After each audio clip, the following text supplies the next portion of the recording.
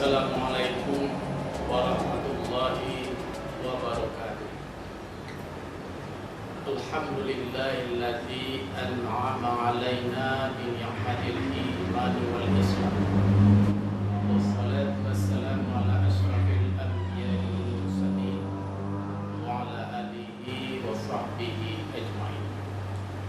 Asyhadu an la ilaha illallah wahdahu la syarika lah wa asyhadu anna Muhammadan 'abduhu wa rasuluh la nabiyya ba'dah. Kaum muslimin dan kaum muslimat, pemirsa rahimakumullah. Puji dan syukur senantiasa selalu kita aturkan kehadirat Allah Subhanahu wa taala atas segala nikmat yang setiap saat selalu dilimpahkan kepada kita, baik itu nikmat yang zahir maupun nikmat yang batin. Dan kita berharap mudah-mudahan kita termasuk hamba Allah yang pandai mensyukuri segala nikmat-nikmat Allah. Selanjutnya selawat dan salam juga selalu tercurah buat arwah junjungan kita yakni Nabi Muhammad sallallahu alaihi wasallam. Allahumma shalli ala Muhammad wa ala alihi wa sahbihi ajma'in. Mudah-mudahan beri kehidupan beliau, sunnah-sunnah beliau bisa kita jadikan sebagai suri tauladan di dalam kehidupan kita.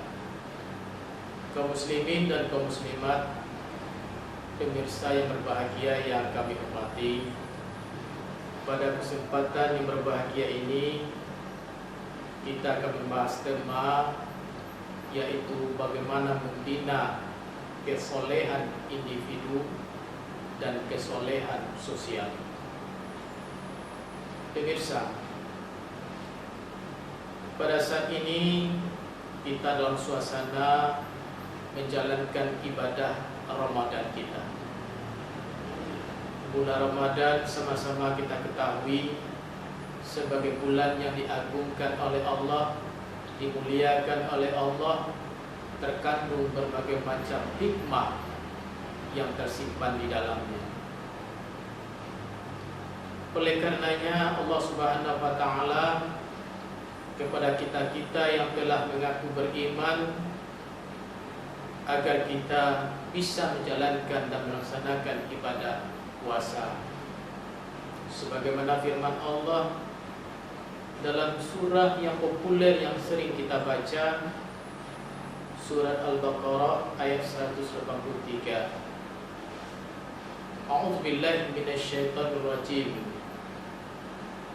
Ya ayyuhalladzina amanu kutiba alaikumusiyam kama kutiba 'alal ladzina min qablikum la'allakum tattaqun. Wahai orang-orang yang mengaku beriman, diwajibkan kepadamu untuk melaksanakan puasa, bahwa puasa itu juga sudah pernah diwajibkan kepada orang-orang sebelum kamu. Mudah-mudahan kamu bisa jadi orang yang bertakwa. Inti tujuan dari pelaksanaan ibadah puasa kita agar kita bisa mendapatkan titel tertinggi, yaitu seorang muttaqin, orang-orang yang bertakwa kepada Allah Subhanahu wa taala. Siapakah orang yang bertakwa kepada Allah? Secara sederhana dapat kita simpulkan, orang yang bertakwa kepada Allah adalah hamba yang mampu untuk menjalankan apa-apa yang telah diperintahkan Allah dan mampu meninggalkan apa-apa yang telah dilarang oleh Allah Subhanahu wa taala. Kaum muslimin, kaum muslimat, pemirsa yang berbahagia, ibadah-ibadah yang kita laksanakan, terutama ibadah Ramadan, ini suatu ibadah yang berbeda dengan ibadah yang lainnya. Ibadah puasa merupakan ibadah yang meminta ketulusan dan keikhlasan seseorang dalam menjalankannya, sehingga dapat dikatakan bahwa ibadah Ramadan suatu ibadah yang tidak dapat kita pamerkan. Itu makanya Allah Subhanahu wa taala menjelaskan di dalam sebuah hadis qudsi, "As-shaumu li wa ana ajzi bihi." Puasa itu adalah untukku dan aku sendirilah yang akan memberi balasan terhadap apa yang kamu lakukan. Pemirsa yang berbahagia, ibadah puasa ini benar-benar mengharapkan keikhlasan dan ketulusan hati kita dalam melakukannya. Inilah makanya ibadah puasa merupakan suatu nilai-nilai spiritual, nilai kerohanian, nilai kebatinan seseorang kepada Allah Subhanahu wa taala agar bisa mampu memperkokoh menjalankan hablum minallah. Kaum muslimin, kaum muslimat, pemirsa yang berbahagia, di dalam bulan Ramadan ini pun seseorang dapat melakukan berbagai macam bentuk aktivitas. Bervariasinya ibadah yang dilakukan. Pada siang hari kita melaksanakan ibadah puasa, menahan diri dari segala sesuatu yang bisa membatalkan ibadah puasa kita. Pada malam hari pun kita melaksanakan baik ibadah yang wajib ditambah dengan hal-hal yang sunat, solat tarawih, solat witir. Juga kita dianjurkan banyak membaca Al-Quran, kemudian kita banyak berzikir, beristighfar, kemudian berdoa kepada Allah. Inilah bentuk gambaran ibadah-ibadah yang dilakukan seseorang dalam rangka hablum minallahnya, yaitu untuk menciptakan kesolehan individu. Maka inilah sesuai dengan apa yang telah dibebankan kepada manusia. Tujuan hidup manusia itu oleh Allah, sebagaimana firman Allah dalam surah Az-Zariyat ayat 56, A'udzu billahi minasyaitonir rajim, wa ma khalaqtul jinna wal insa illa liya'budun. Tidak lain tidak bukan kami jadikan bangsa jin dan manusia agar dapat mengabdi kepadaku, kata Allah. Pemirsa yang berbahagia, ibadah Ramadan bukan hanya mengutamakan sisi hablum minallah saja, tetapi ibadah Ramadan pun merupakan penggerak keselarasan juga terciptanya hablum minannas, hubungan manusia sesama manusia. Kalau kita lihat dari segi apa saja hikmah yang terkandung di dalam pelaksanaan ibadah Ramadan kita. Kita di siang hari tidak makan dan tidak minum. Ini memberikan suatu pengertian kepada kita bagaimana rasa lapar dan haus yang kita alami, sementara juga demikian apa yang dirasakan oleh saudara-saudara kita yang penuh dengan kekurangan. Mereka setiap hari kelaparan, kehausan karena kemiskinannya. Akhirnya dari perasaan ini timbullah empati kita, timbullah rasa keinginan kita untuk membantu dan menolongnya. Kemudian juga bagi kita yang melaksanakan ibadah Ramadan, kita pun dianjurkan memberikan perbukaan kepada orang-orang yang melaksanakan ibadah Ramadan, ibadah puasa. ini bentuk suatu kepedulian sosial yang ditumbuhkan di hati kita. Kemudian juga kita dianjurkan banyak bersedekah. Dan malah di akhir Ramadan kita pun jangan sampai lupa kewajiban kita untuk membayarkan zakat fitrah. Inilah bentuk-bentuk ibadah, bukan hanya memikirkan diri kita sendiri, tapi kita juga mampu untuk berbuat kebajikan terhadap orang lain atau sesama. Makanya sejalan dengan tugas manusia, bahwa manusia dijadikan oleh Allah diberi tugas amanu wa amilus shalihat. Tugasnya adalah untuk beriman kepada Allah. Dengan iman itu dia melakukan amalan-amalan yang soleh. Maka keduanya, baik hablum minallah, hablum minannas, amanu wa amilus shalihat, keduanya tidak dapat kita pisahkan. Kalau hanya satu sisi saja kita melakukan hablum minallah tanpa hablum minannas, pada hakikatnya itu bukanlah dikategorikan suatu kesolehan apa yang kita lakukan. Ini pernah dikisahkan, diriwayatkan bahwa pada zaman Rasulullah SAW ada seorang sahabat yang memuji seseorang. Ya Rasulullah, bahwa ahli ibadah tersebut benar-benar seorang yang soleh, karena dia melakukan ibadah yang begitu banyak. Kemudian ditanya oleh Rasulullah, siapakah yang memberi makan dan minumnya? Dijawab oleh sahabat tadi, yang memberi makan dan minumnya adalah saudaranya. Maka kata Rasulullah, beliau itu belum termasuk orang yang soleh. Kemudian dalam kisah riwayat yang lain pernah diceritakan pada zaman Nabi Musa alaihi salam. Pada suatu kali dia didatangkan atau didatangi oleh seorang ahli ibadah.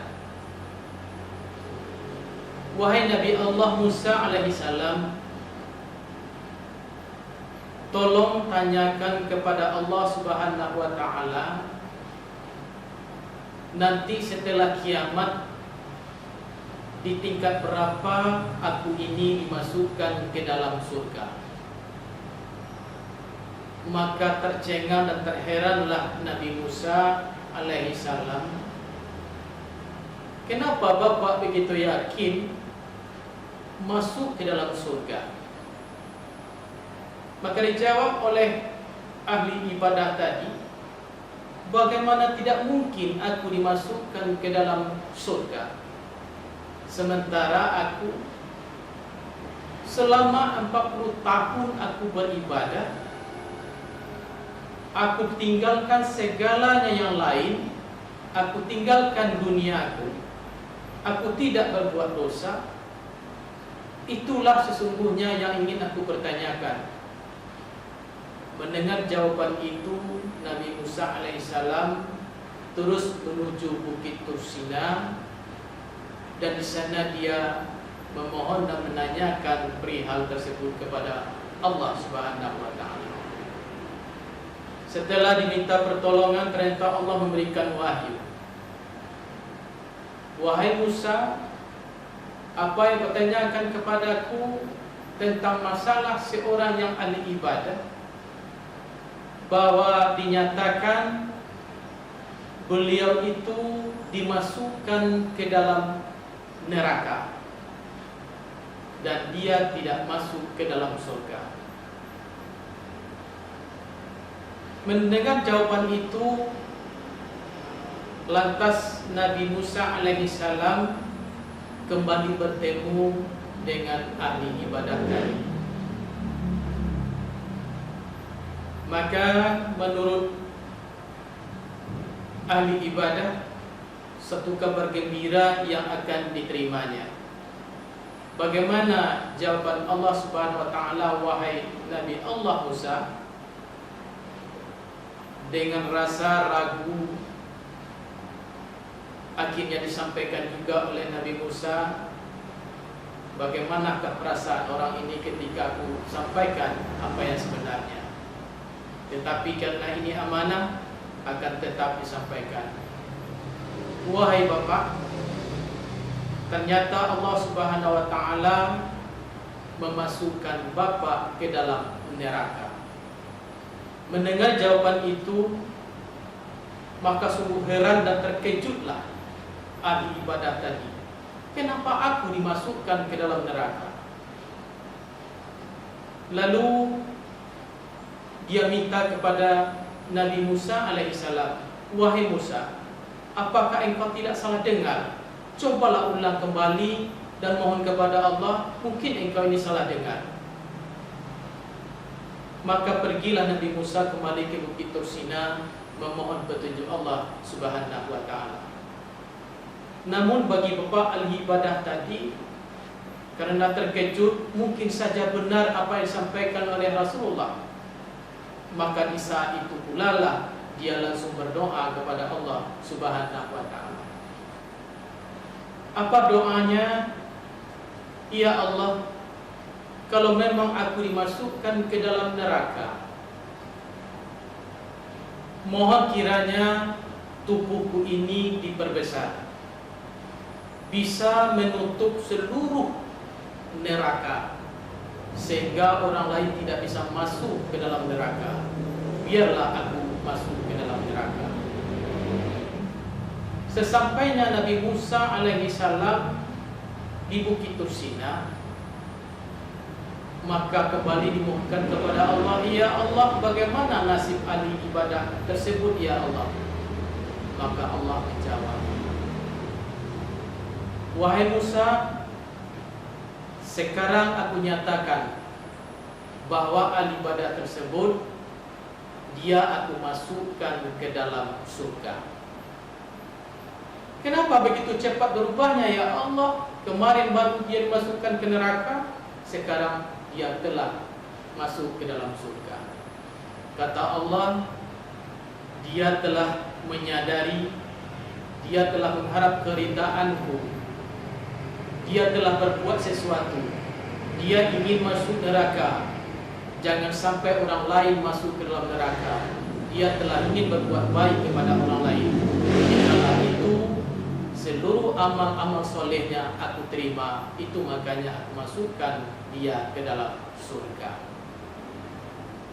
Kaum muslimin, kaum muslimat, pemirsa yang berbahagia, dari kisah ini dapat kita lihat, ketika seseorang dengan penuh keimanan memiliki kesolehan individu, ketika mereka telah dapat memikirkan orang lain, telah dapat berbuat untuk orang lain, telah bisa bermanfaat untuk orang lain, sosialnya bagus, hubungan sesama manusianya baik, maka orang tadi baru dikatakan telah memiliki suatu kesolehan, baik kesolehan individu maupun kesolehan sosial. Kaum muslimin, kaum muslimat, pemirsa yang berbahagia, sejalan dengan kondisi kita pada saat ini, kita dalam suasana musibah. Kita sedang dilanda oleh COVID-19.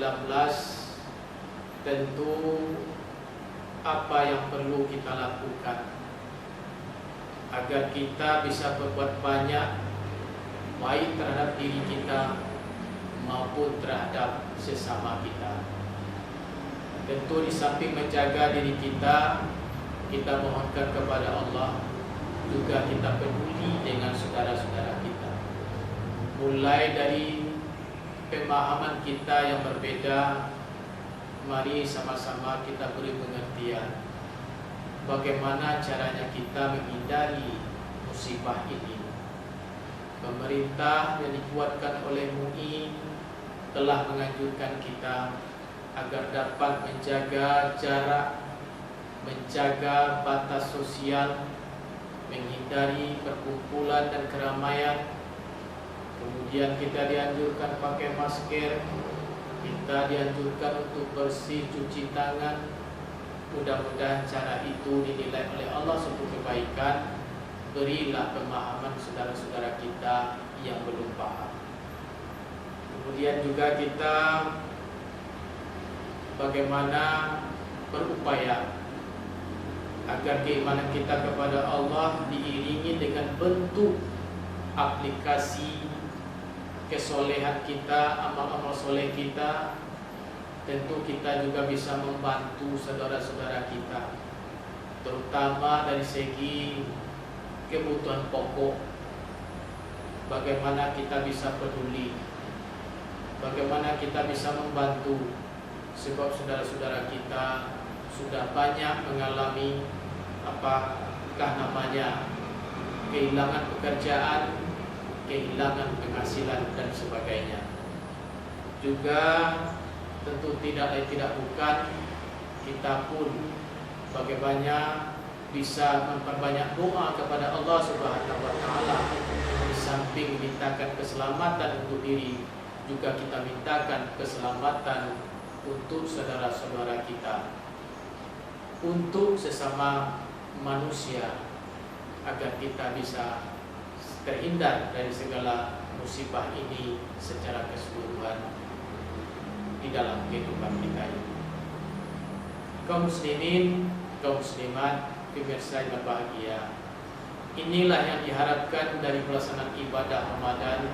Mudah-mudahan kita menjadi hamba Allah, individu yang memiliki kesolehan dan juga individu yang memiliki kesolehan sosial. Pemirsa, mungkin ini yang dapat kita sampaikan. Mudah-mudahan dari apa yang telah kita terangkan tadi bisa bermanfaat bagi kita bersama. Kita bagikan kepada rekan-rekan kita, saudara-saudara kita yang lain. Mudah-mudahan sama-sama kita mendapat petunjuk dari Allah Subhanahu wa taala. Terlebih terkurang mohon maaf. Billahi taufiq wal hidayah. Wassalamualaikum warahmatullahi wabarakatuh.